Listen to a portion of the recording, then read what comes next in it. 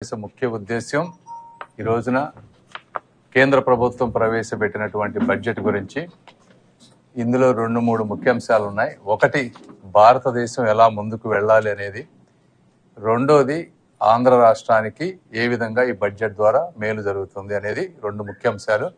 మొట్టమొదటిగా పేదవారి కోసం, యువత కోసం, రైతుల గురించి, వారి సమస్యల పట్ల పూర్తి అవగాహనతో బడ్జెట్ ప్రవేశపెట్టినటువంటి ప్రధానమంత్రి మోదీ గారికి, నిర్మలా సీతారామన్ గారికి, అదేవిధంగా గత 10 సంవత్సరాల్లో ఈ రాష్ట్రానికి రావాల్సినటువంటి నిధులన్నిటినీ కూడా నెల రోజుల్లో కష్టపడి ఎలక్షన్కి ముందు ఒక ముందు చూపుతో, అదేవిధంగా ఎలక్షన్ అయిపోయిన తర్వాత ఒక స్ట్రాటజీతో సాధించుకున్నటువంటి నిరంతర శ్రామికులు శ్రీ నారా చంద్రబాబు నాయుడు గారికి, అదేవిధంగా పొత్తులో భాగస్వామ్యమై ఈ రాష్ట్ర ప్రభుత్వాన్ని ముందుకు తీసుకువెళ్ళటంలో ముఖ్య పాత్ర పోషిస్తున్నటువంటి పవన్ కళ్యాణ్ గారికి, అందరికీ కూడా నా హృదయపూర్వక కృతజ్ఞతలు. ఈ బడ్జెట్ గురించి మరి కేంద్ర ప్రభుత్వ బడ్జెట్ అంటే ఎందుకు ఈ బడ్జెట్ ఇలా పెట్టారని ఒకసారి కూడా అందరూ ఆలోచించుకోవాలి. ఇండియాని లాస్ట్ 10 years నుంచి తీసుకుంటే, ముఖ్యంగా లాస్ట్ 5 yearsలో ఏం జరుగుతుంది అంటే జీడిపి బాగా పెరుగుతుంది. ఆల్మోస్ట్ 8% దాటిపోయింది ఈ రోజున ఇండియా జీడిపి. ఫిస్కల్ డెఫిసిట్ వచ్చేసి లోయెస్ట్ ఉంది ఈ రోజున, ఇంతకుముందు అన్ని సంవత్సరాలతో పోలిస్తే. అదేవిధంగా నాన్ పర్ఫార్మింగ్ అసెట్స్ బ్యాంకుల్లో కూడా లోయెస్ట్.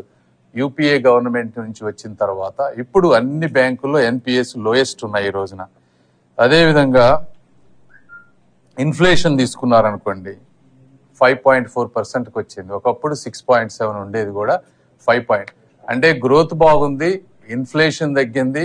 ఇవన్నీ గుడ్ ఫ్యాక్టర్స్ ఉన్నా కూడా ఈ రోజున అన్ఎంప్లాయ్మెంట్ అనేది కొద్దిగా సమస్యగా ఉంది.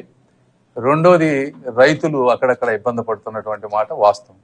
వీటన్నిటినీ దృష్టిలో పెట్టుకొని మోదీజీ గారి గవర్నమెంట్ ఒక 100 days ప్రణాళికతో మనం ఏ విధంగా ముందుకు వెళ్ళాలనేది చేసినటువంటి విపరీతమైన కృషే ఈ బడ్జెట్ ఈ రోజున జరుగుతున్నది.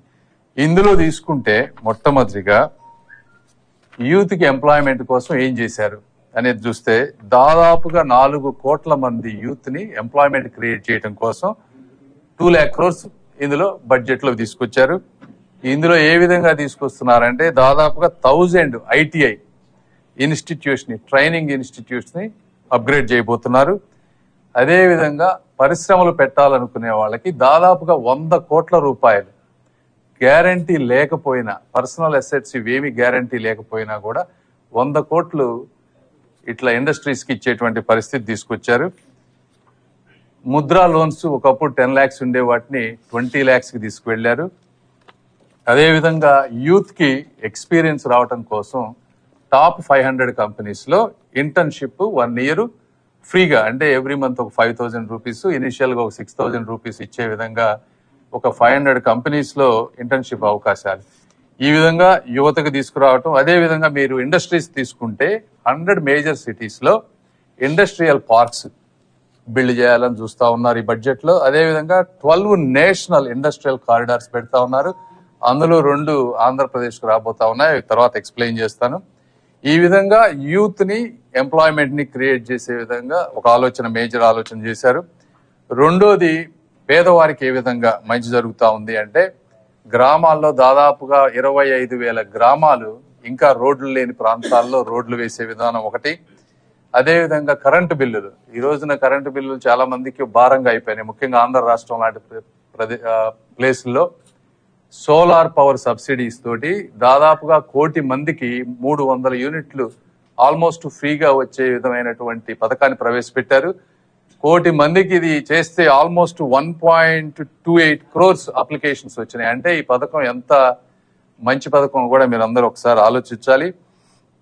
అదేవిధంగా ఆల్రెడీ లాస్ట్ 5 సంవత్సరాల్లో 3 కోట్ల ఇళ్లు కట్టారు. మళ్ళీ ఇప్పుడు నెక్స్ట్ 5 yearsలో 2 కోట్ల rural housing, 1 crore urban housing, అంటే దాదాపుగా మరో 3 కోట్ల ఇళ్లు కొన్ని లక్షల కోట్లతో ఈ బడ్జెట్లో తీసుకొచ్చినటువంటి విధానం ఒకటి ఉంది. అదే